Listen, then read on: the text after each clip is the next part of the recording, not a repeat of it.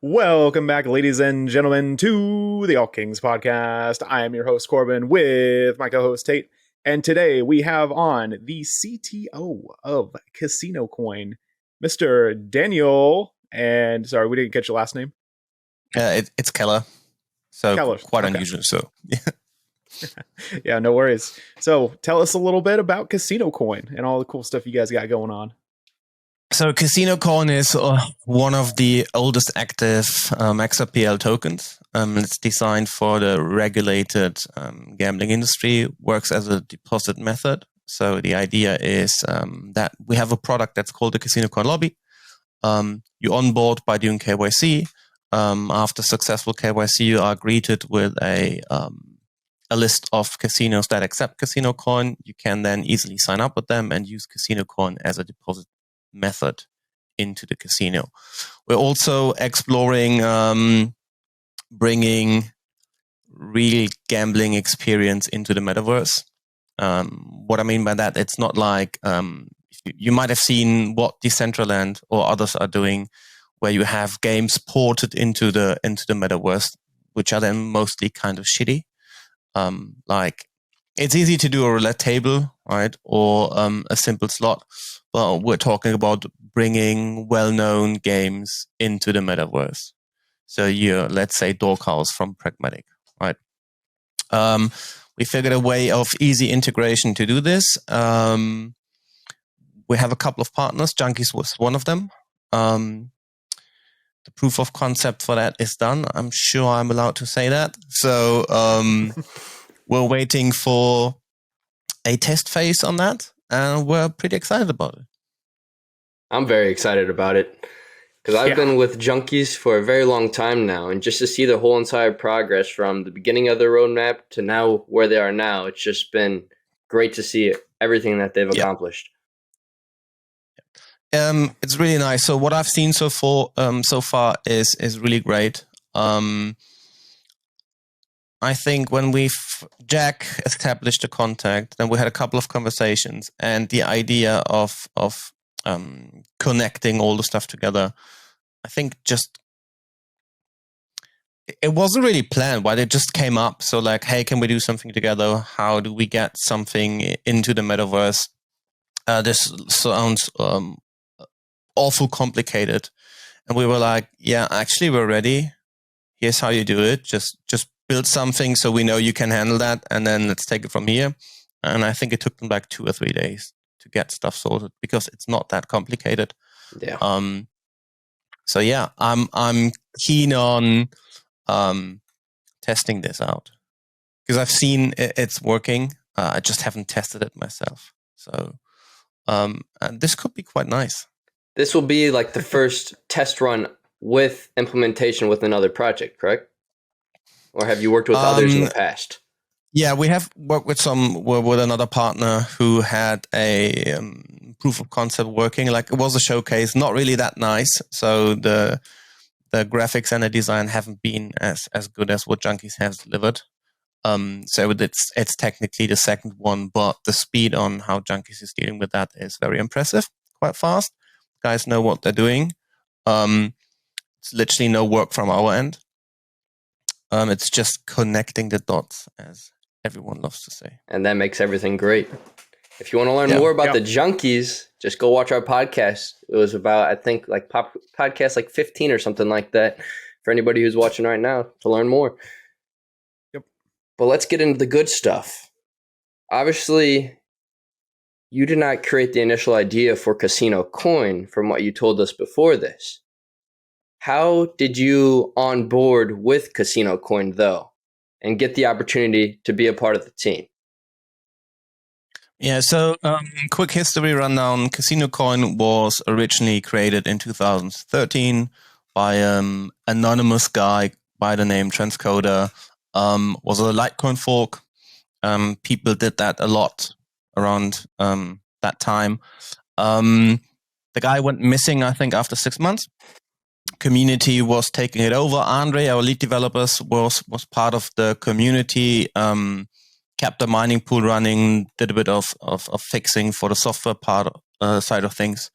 And then around 2016-17, I've been approached by a couple of people I knew, and they wanted to take this further because the brand name is obviously quite good, right? Self-explanatory explains itself, right? So Casino Coin, that's the name is the game.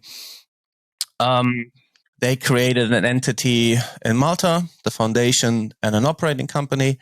By that time, there was a coin swap from the Litecoin fork to our own version of the XRPL, was a software fork. And the idea was we're targeting tier 1 gaming. That means only jurisdiction like Malta, UK, Isle of Man, so everything that has the highest possible license requirements. I think that was a bit early, right? Blockchain wasn't so mainstream as it is today. Didn't really go anywhere. By the end of 2020, the entities went broke, so there was no more funding. Couple of the old people left, and some from the team were left behind. So was working with Matt back in the day, and we were like, well, is there any chance to fix this? So we reached out to people we knew, a couple of people from the XRPLF, had a lot of conversations with Wietse, and they all were like, well, you guys know a lot about the XRPL because you are running your own software fork. You should think about issuing a token on the XRPL and take it from there. Around that time, we had this transition from IOU, calling it IOUs to tokens, right? Because no one would actually know what an IOU is. We're pretty much one of the oldest active tokens. I say this, I often say we're one of the oldest tokens. By the time there had been like 4,000 tokens on a ledger already, but most of them were just for playing around. So no one did pretty much. Solo might be one of the exemptions because they existed already. So we kind of kicked off the token craze because we were telling everyone how easy that is and how good the process is, and everyone should do this as well. And so people did. And here we are in 22 with a nice token ecosystem. A beautiful token ecosystem. Yeah, that's pretty much the very quick version on how this happened, because I'm telling that story a lot. So yeah, sure. Yeah. No worries, man. So what are some potential benefits for casino operators and end users at the end of the day? Because obviously you're harnessing the power of the XRPL, which is, 3-second transaction time, seamless reliability. What are some other benefits that Casino Coin can offer? Yeah. So besides the usual stuff that people always say, like, oh, it's fast, it's cheap, there are no chargebacks. The biggest sales pitch we always bring is we have a very dedicated community. The target audience we bring is KYC'd, funded, interested in gambling, right? So they're ready to roll. Of course, you could gamble with other tokens as well, which is kind of big already. But for an operator, the benefit is we're bringing you a bunch of people that are really into this. So it's a target audience we talk about, and that's the biggest sales pitch.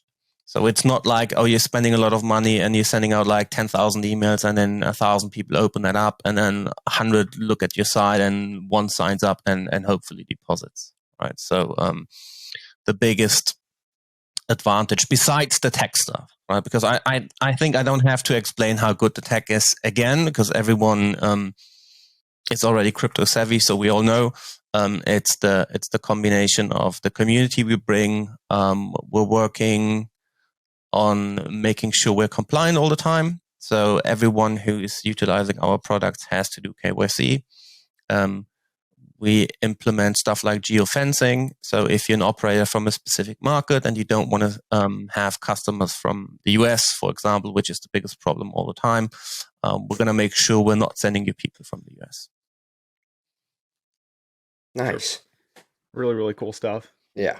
And I love the fact that you guys are based outside of the United States, because that Yeah. will help a lot. Obviously, with the United Kingdom right now, they are already looking at regulating cryptocurrencies, and that's a big step forward in the right direction. Yeah. I mean, while the US is just a market with around 400 million people around, right? Give or take. Roughly.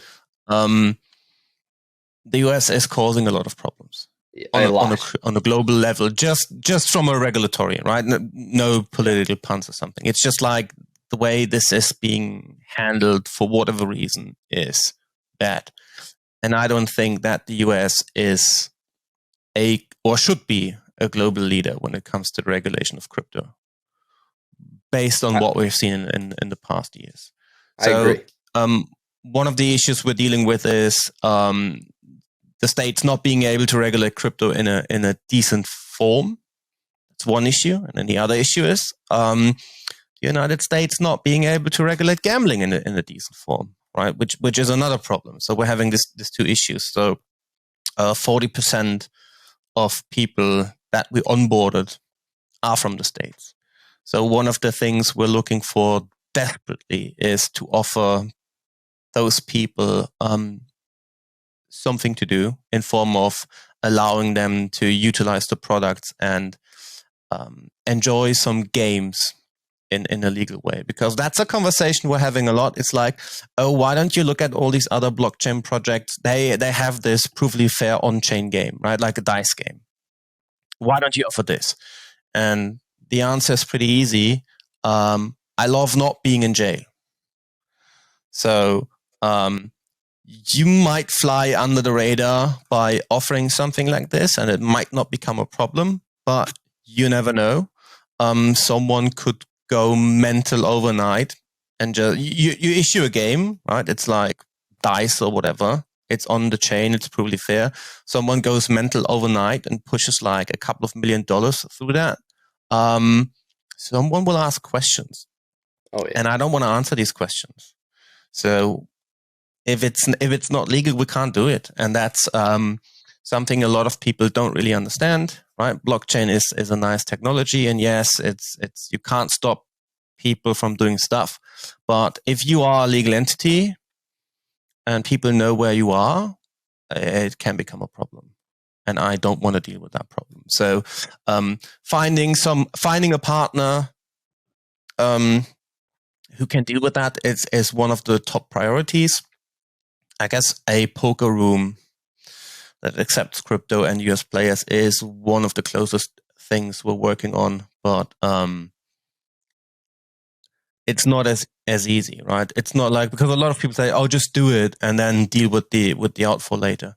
That can become a big problem, and I don't want major to problem. be in that situation. Yeah, because then once you try to deal with it later, you're gonna have everything. Well, they can really just take advantage of you at that point, because you went through everything that you went through, and then say if they want to just change up the game and change up the rules to the game, they can really manipulate how things play out, just with regulatory compliance and like taxes and everything that goes into that nature of just being compliant. Yeah. I don't want to receive a letter that says you should come over. We have some charges pressed against you. Please, that'd be terrible. Can you meet us in court? We're going to have a conversation about that. I don't want that. So, and that's we have people in the States from the team, so that's a risk. So I can't be like, yeah, we're going to do this because it's bringing in another 10,000 people. That would be nice, right? So if you have an anonymous team and you're doing this with DeFi or just the usual crypto stuff, then yes, that's what a lot of people do, but the risk is just too high. Tell us about the Casino Coin lobby and the benefits of being in it. Sorry.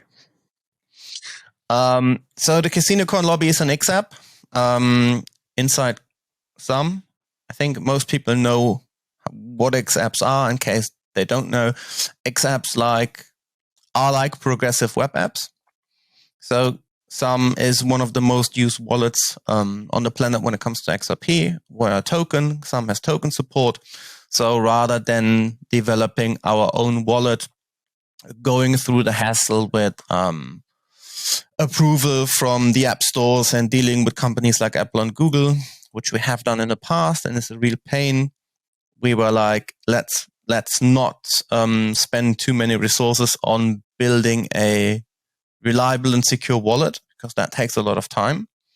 Let's build an XApp where we can just plug into the core features like signing and basically signing and managing your balance. We built this neat little app. If you launch it, you will be prompted to do KYC if you're not onboarded already, which means you have to provide a valid form of ID, could be driver license, passport, stuff like that. So we know who you are. Once you passed, you are greeted with a screen where all our partners are listed, like a game lobby. That's what we call it, the Casino Coin lobby. And then depending on the level of integration with the operator, it varies from one tap you signed up to you forwarded to the website. We're exchanging as much information as we agreed on with the operator. You do your sign up, and then you can deposit with Casino Coin and enjoy some games. So we also have a couple of, can you hear the dog barking? No. Good.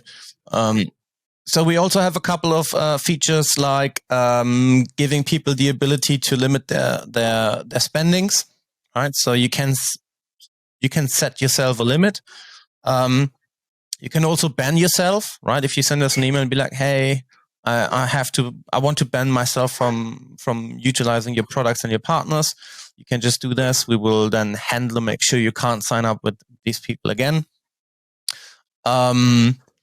We are able to run promotions inside the lobby, and we're currently expanding the lobby with a couple of new features which have been published with the roadmap earlier this week. One is NFT support.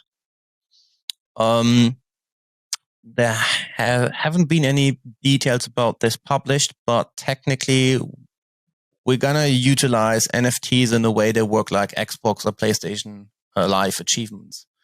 Right? So you take an NFT, you equip it to your account, so it's shown as an avatar in a lobby, and then you get some perks and benefits, which we can't disclose by now.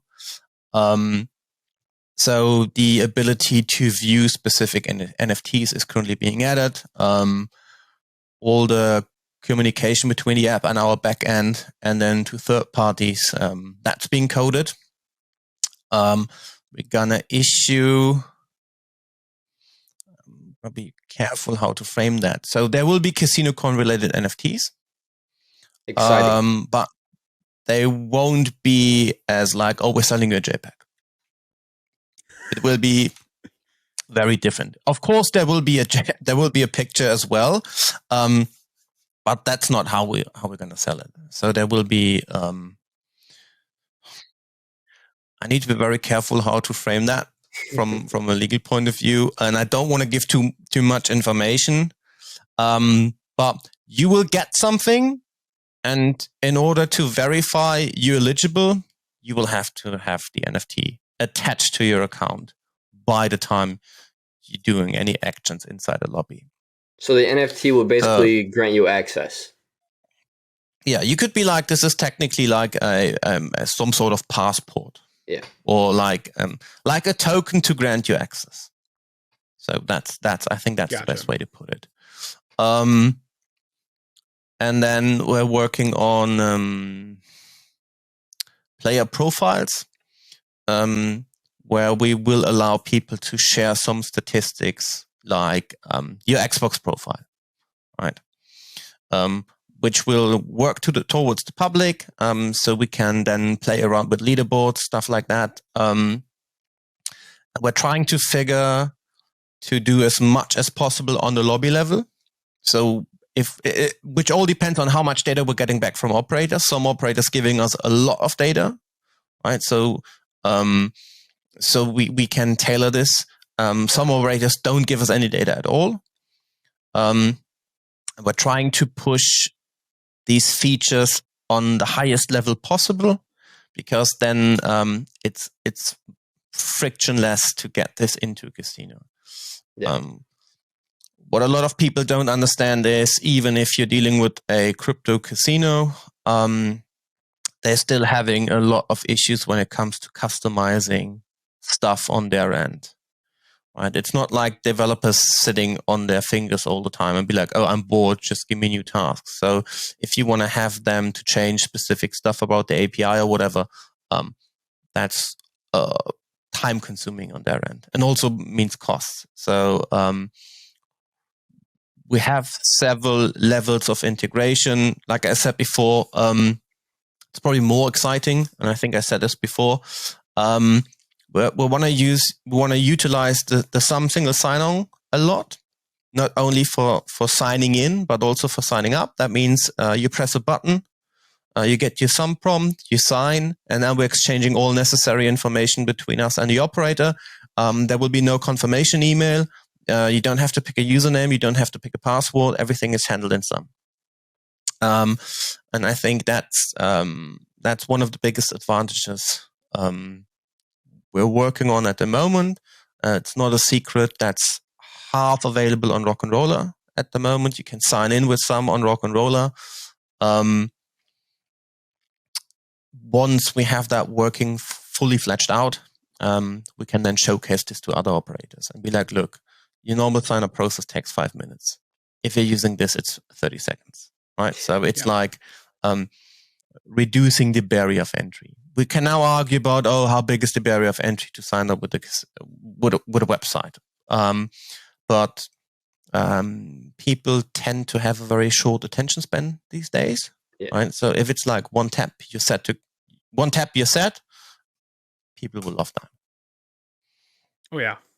The use case for it is huge. Like it's ridiculously huge.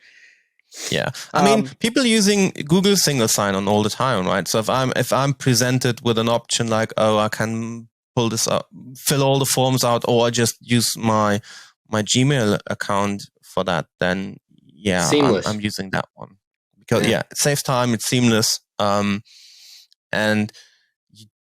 a lot of the time I'm not at my main PC, right? So I can't use KeyPass or anything to save the passwords. I can't really do a safe password because I have to write it down somewhere. So then it ends up on my phone. So if I lose my phone, that's a problem. So the single sign-on is a good thing. People love it. So yeah, absolutely. So obviously, yeah, no, go for it. We've already talked about the XRP junkies, and you've already mentioned that there's been other partnerships with games that you've already been worked on with the past and are looking to work with in the future.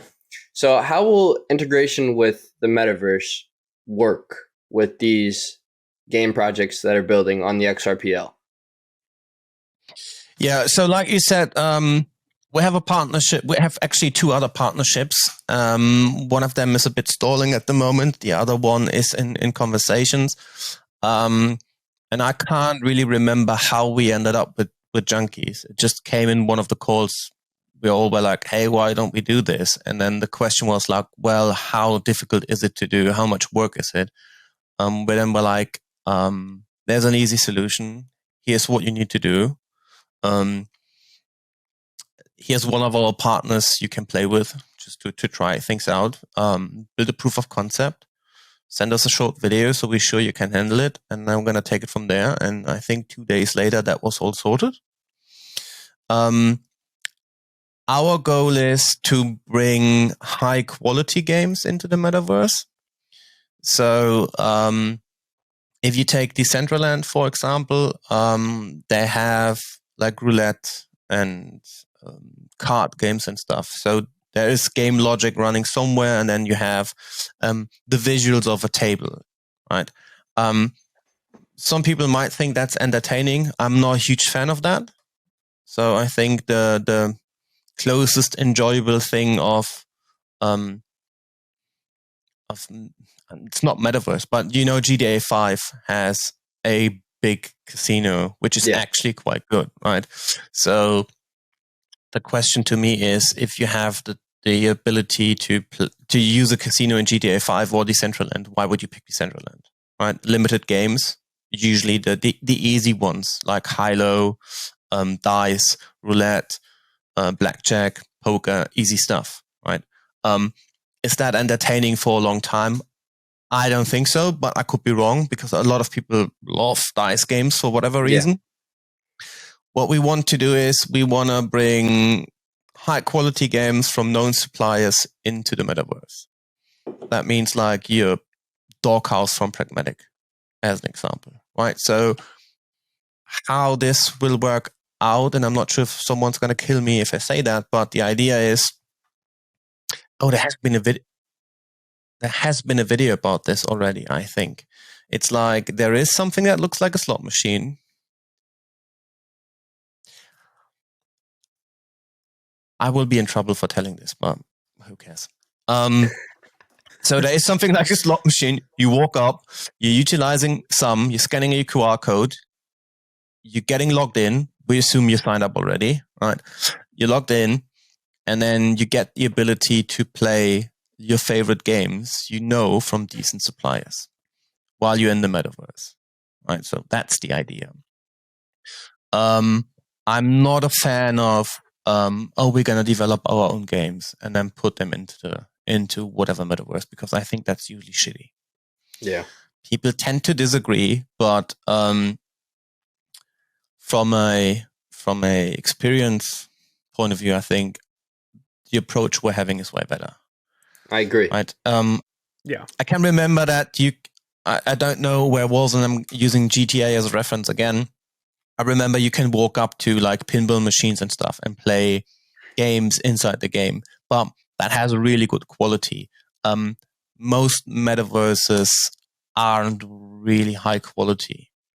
So you can't expect a high quality slot game in a shitty metaverse. That's just not a thing.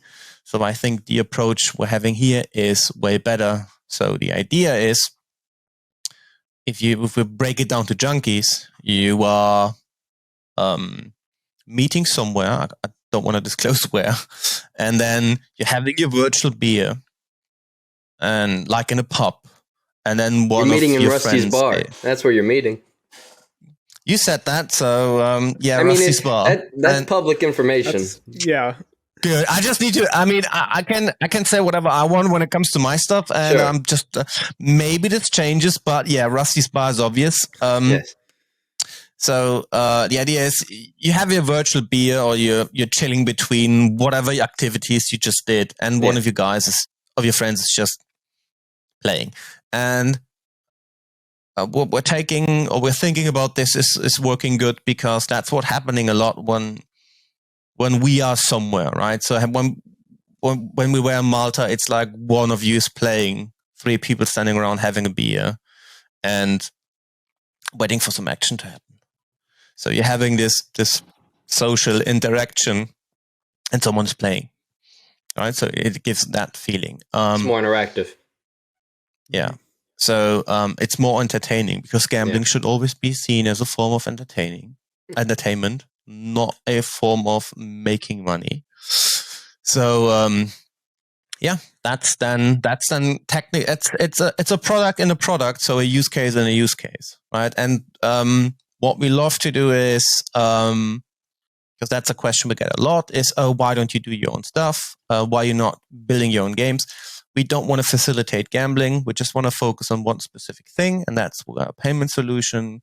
Here are a bunch of tools that are good for both sides, like the operator and the customer. And we're just connecting the dots. So I got 5 different solutions. How can we mix that up so it becomes one solution? So that's why we're not. Or our focus shifted a bit from our own metaverse to let's get into as many metaverses as possible.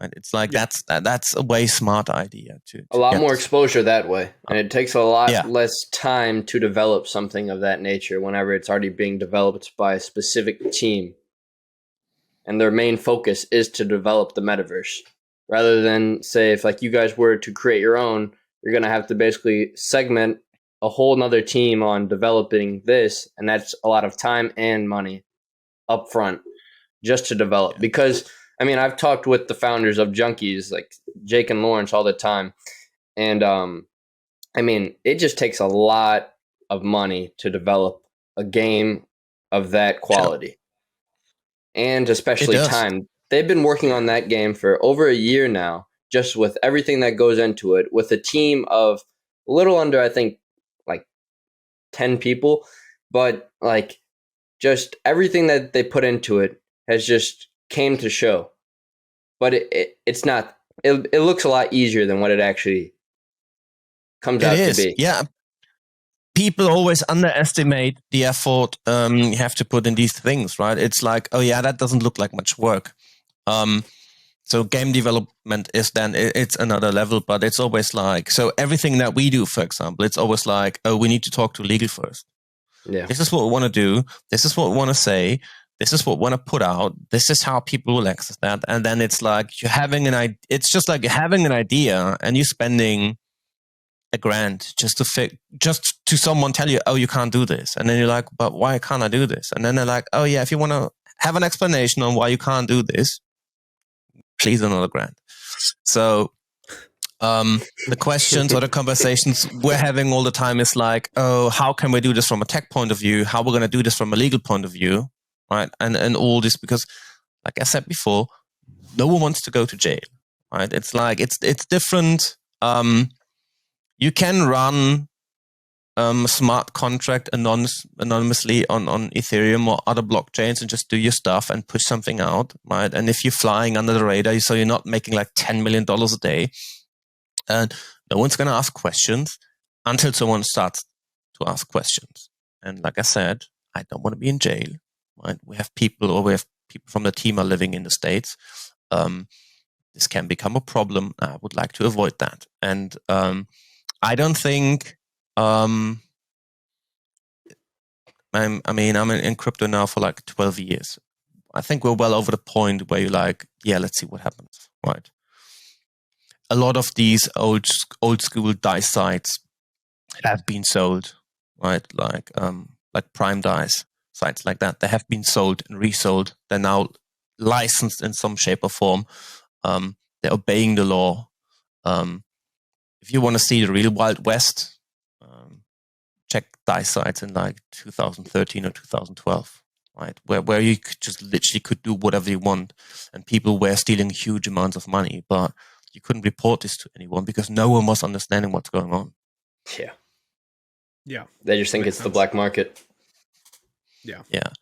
So just because you can do something doesn't mean you should do it, right? Yeah. Especially if you don't want to go to jail. Which makes perfect sense. Yeah. Now, speaking of regulatory stuff, how could how could the XRP lawsuit potentially affect you guys, if at all, since you're not based in the US, but how could that potentially, I don't know, potentially muddy the waters, or might have to do something different, or does it just not matter? It doesn't matter. So you guys are from the US, right? Yes. Yep. So, and the difference between us as this group of 3 people at the moment is, I don't care what the US is doing in terms of regulation for crypto because they have no idea what they're doing anyways. And yes, like I said before, it's just 400 million people in the States. Yes, it's a big market. Yes, a lot of our community people, like around 40%, are from the States. But if I'm looking for decent regulation in crypto, I'm not looking to the US. Let's be honest about that, right? And it's like I said, it's the same for gambling. It doesn't make any sense. I don't want to start a political conversation, but maybe that's because I'm from Europe, so I have a different point of view, but you can go to war and kill people and get killed when you're 18, but you can't order a beer when you're 18. Yeah, it doesn't make sense at all. Right? How does this make sense? It doesn't. So why is this like, and then this argument of consumer protection, really? So here's its consumer protection when it's about putting a Pepsi Coke vending machine in a school. There's no protection. So right, this is like, and this could be you could argue about this from different levels, but from an outside view, because I'm not living in the States, this stuff doesn't make any sense. So what will happen in any case is the lawsuit will come to an end. Ripple wins. Everyone is happy. We can move on. And we hopefully don't see all this bullshit on Twitter anymore. Right? And then we're all happy. Or Ripple loses. They're probably going to pay a fine and we all move on. So the question is, what do people expect? So I don't see this as a big deal. So, and that's not entirely clear to me what the SEC is trying to achieve, right? They're not going to shut Ripple down. Even if they do, who cares? The XRPL is still operating. Yep. So Ripple is developing a lot when it comes to the XRPL because they have an interest, right? They are technically the biggest entity utilizing the XRPL, so they're doing a lot of stuff. If they vanish tomorrow, other people will step up on developing stuff, right? And that's sadly something a lot of people in the XRPL community don't understand, because the group of developers on the XRPL compared to like Ethereum, that's the proportions are different. Yeah. So you have a lot of developers, but it's mostly known people who are doing stuff because they have an interest and they want to push this forward. While on Ethereum, you have probably millions of people doing stuff in a way faster way, and then stuff works or stuff doesn't work. So it's a different mindset between the blockchains. The automated market maker? Everyone's talking about that. Am I excited for that? Honestly, not. And I don't want to start an argument, but I can also see how this is horribly going wrong by people using techniques from other blockchains on the XRPL to just pull off the same scam just on the XRPL, because people will fall for whatever. I mean, and that's what's going to happen. Yeah. So, all I want is the lawsuit thingy to be over. So the rest of the world, right? Because we're pretty much clear on the status of XRP. We can all move on, and we don't have to listen to this anymore because it's getting super annoying. Right. Agreed. So, and for us, we're not we're staying away from the US market. Because lack of regulation for crypto, weird regulation when it comes to gambling. So I have two bad things to deal with. So it is what it is. I just hope it's over. And then I hope the states come up with a decent regulation for gambling as well. And then, hopefully we're making some progress when it comes to poker and crypto. It's just a super lengthy process because everyone is afraid and no one wants to get in trouble. So this has to be dealt with in a very solid form. Because I don't want to pay fines and I don't want to be summoned to a court in the US and then be like, or just like, I don't know, getting pulled out of a plane and be like, oh, thanks for coming over. By the way, here's a warrant or something like that. It's terrible. And I think it really just comes down to educating the uneducated in the legislation system. I mean, like, there's just so many people out there, like Gary Gensler, who just don't know really what they're talking about and are kind of like a puppet being played out, portraying this picture, just trying to please everybody. But at the end of the day, they're just ruining everybody's mood and ruining the future of this one-of-a-kind technology. Yeah. Well, Gary knows what he's doing. Gary's a very smart guy. He is smart, but he's not acting like he's smart. Correct. Probably for financial reasons. Yeah, exactly. but That's the yeah. Well, you never know, because from the outside it looks like it's probably not so smart, but you don't know. I mean, I would assume we don't know what's really going on, right? And then this goes back into Manipulation. like ETHgate and stuff. Yeah. Yeah, not nice, but we can cry about this, or we can just move on. So I'm not too worried about it. Like, I mean, I think it's always a difficult question because it doesn't affect me because I'm not in the US and my company isn't in the US. So to be honest, being blunt, who gives a fuck? Yeah, I wish I wasn't in the US either. Ripple's gonna pay a fine. We're all gonna move on, right? Or they win. And if they don't win, I mean, if I would be Ripple, I would have probably left the States already. Be like, can't deal with this. Sorry, guys. Do whatever you want. Just going into a country which has regulation that actually makes sense. Yeah. So that's just me, right? I understand that they don't want to leave, but yeah. Because they see the most potential there. That's the big reason why they don't want to leave. Yeah. Yeah, probably. But they could also go to London. So the UK, still a good market for financial stuff, or come to Germany, Frankfurt, also a big hub. But I guess the manpower and everything. It's easy to be like, yeah, I would have left the States, right? You can easily say that. It's like if you have your most of your manpower is sitting in a specific country, then it's an issue. Yeah. So I don't know if we've gotten an answer for this, but Daniel, does Casino Coin ever plan on creating their own casino, a real world casino? Oh, like a brick and mortar casino? Yes.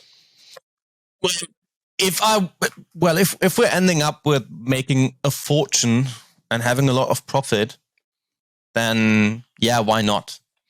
Do I see this happening in the next 5 years?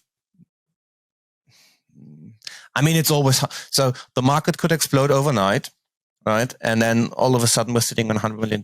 Could happen, right? Happened before, so you never know. Would I technically look into all options on the table? Yes. Do I see this happening in the next 6 months? No. Right? Of course, having a physical casino in several locations around the world so you can exclusively gamble with Casino Coin. Yes, I would love to do that. But then there's the whole list of issues then that come up next. So, so the cash cage is dealing with your crypto stuff, but the machines can't support it. So now you have to go to a supplier. So the supplier will be like, yeah, that sounds nice, but we will have to change literally everything. Who's going to pay for that? And how do we going to get this tested? And how do we get this approved? And then it's multiple jurisdictions and all that stuff. So it becomes a nightmare again. What you could do easily, said this before, you go to a cash cage and they either have ticket in, ticket out systems, or they give you a player card. You scan a QR code, you send your tokens, it's getting exchanged on the DEX in real time into a stable coin. They're going to give you the voucher or load your card, and then you can go gamble. So the currency nomination on the machine doesn't matter. And on your way out, they just send your winnings back. Right? So conversion again and then sending it back. That could happen. That's what I was thinking as well. Yeah. It seems the most realistic. In an idea, yeah. Well, that's the fastest way, right? Yeah. Unless someone is, or you build. You could also be like, well, if you have that money, you could also build your own machine and you can build your own games. But then we're going back into building a good game. Isn't that easy? Yeah. Right? It's like, I mean, a lot of people, for example, love Book of Ra. I hate the game. I think it's absolutely horrible. But who am I to judge, right? Because it's super successful. Yeah. So, yeah. But I would love to. So, it would be really cool. If you own it. Yeah. If you own it. I mean, I had this conversation. I can't remember who that was, but a guy from one of the tribes hit me up and was like, well, we can technically do whatever we want with some limitations. We should have the conversation about this. And I was like, yeah, I'm all up for this. Right. So at least having the the way of a ticket in, ticket out system or player cards, because that's easy to do, because we're sitting on a POS system that can do that, which can be separated from existing infrastructure. All it needs to do is some connections to your system, whatever, for bookkeeping reasons, whatever, and being able to load the cards. We're ready for that. But because I can already see how some people of our community will freak out about this, brick and mortar is not our highest focus at the moment, because that's very hard and that requires a lot of work. If someone comes in and be like, I got everything, let us do it. Yeah, I will do it. But especially in your current market conditions, we're just going for the lowest hanging fruit, right? To get this moving forward and staying relevant and developing keep the stuff. ball rolling.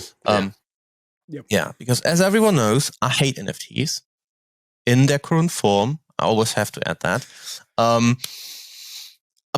again, it's not up to me. If people want it, then yeah, fine.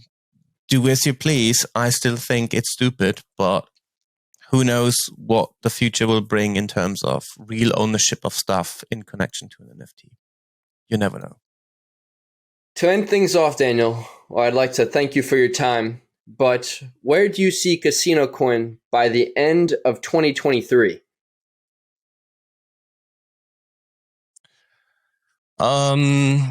Technically, where I wanted to see Casino Coin by the end of 22, which unfortunately didn't happen the way we planned out. So more operators utilizing better on and off ramps.